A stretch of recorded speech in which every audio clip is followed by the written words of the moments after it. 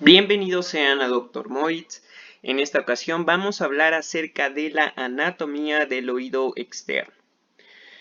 Como sabemos, el oído externo lo vamos a dividir en dos porciones, el pabellón auricular y el conducto auditivo externo. Con respecto al pabellón auricular, va a ser una pantalla receptora.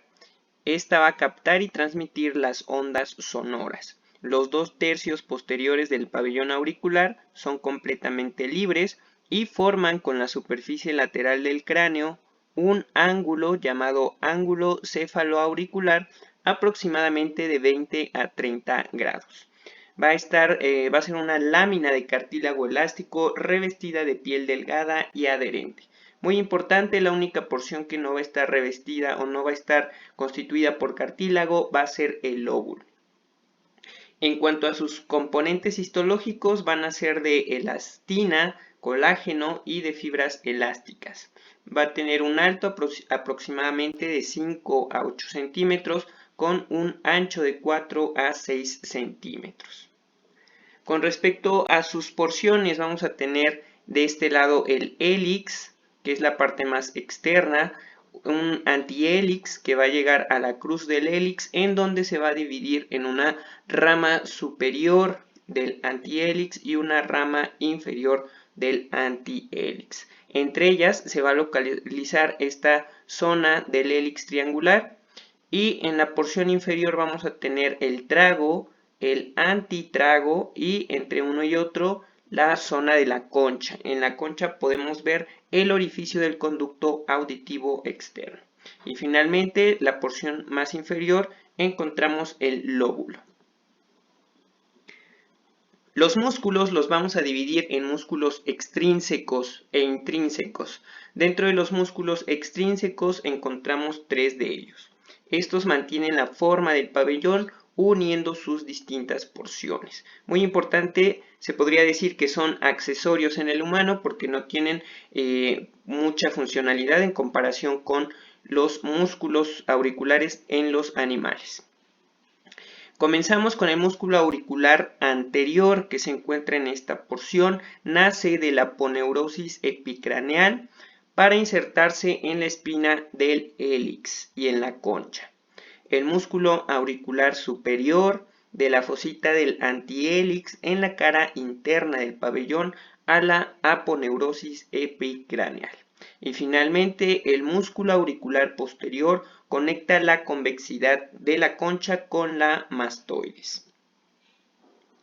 Con respecto a los músculos intrínsecos, estos los vamos a dividir en anteriores y posteriores.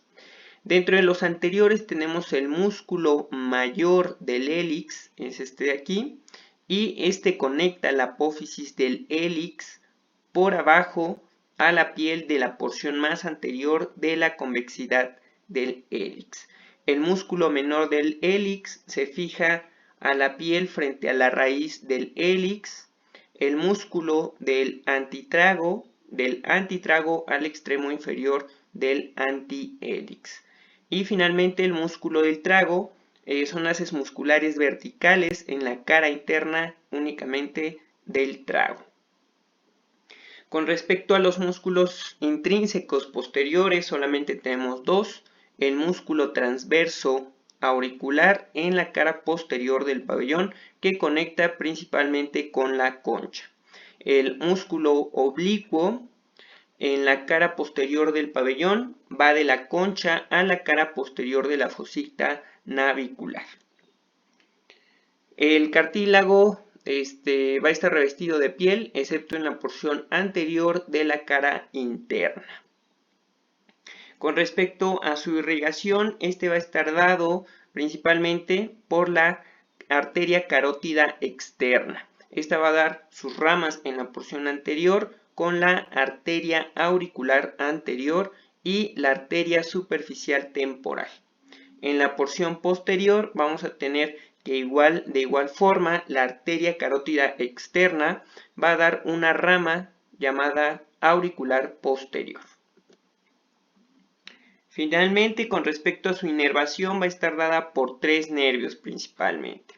Vamos a tener en la parte del trago, antitrago y concha, el facial. Esta zona se le conoce como zona de Ramsay-Hunt, en donde pues tenemos las típicas vesículas en esta enfermedad.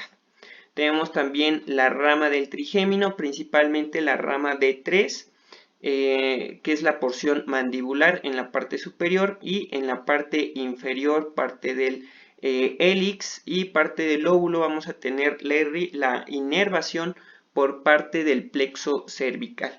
Esto con sus ramas de C2 y C3. Continuamos con el conducto auditivo externo.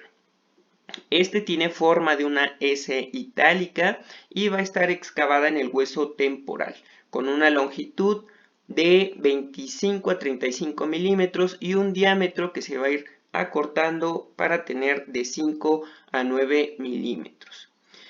Muy importante, un tercio externo va a estar constituido de fibrocartílago y los 2 tercios, que son los que unen el pabellón junto con el conducto auditivo externo al cráneo, 2 internos van a ser óseos.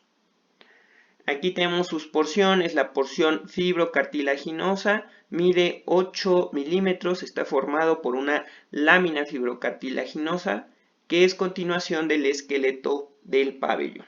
La parte ósea, con una medición de 16 milímetros, lo vamos a dividir en hueso timpanal, que lo constituye su pared anterior e inferior, y una porción con el hueso escamoso en su pared posterior y superior. Limitado en la porción interna por la membrana timpánica, y aquí es donde su orificio interno está obturado por la membrana timpánica, la cual se va a insertar en una estructura ósea llamada el sulcus tympani. Con respecto a sus relaciones, en la parte posterior vamos a tener la apófisis de la mastoides. La porción anterior va a estar colindando con el cóndilo de la mandíbula, principalmente la articulación temporomandibular. En su porción superior tenemos la fosa craneal media.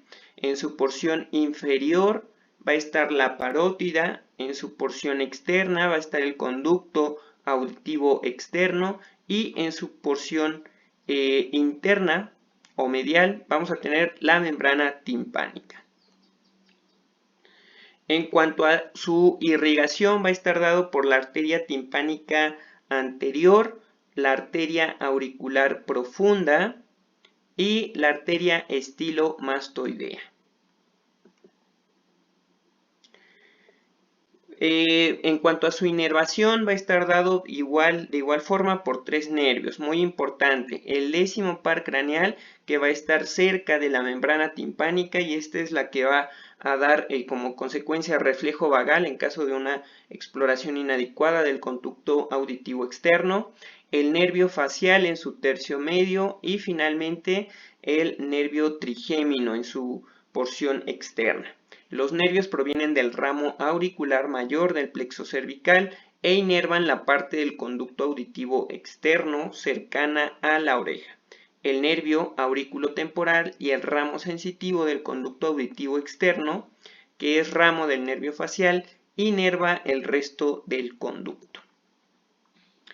Para finalizar, el conducto auditivo externo se encuentra revestido por una piel fina que posee folículos pilosos, glándulas sebáceas y glándulas ceruminosas.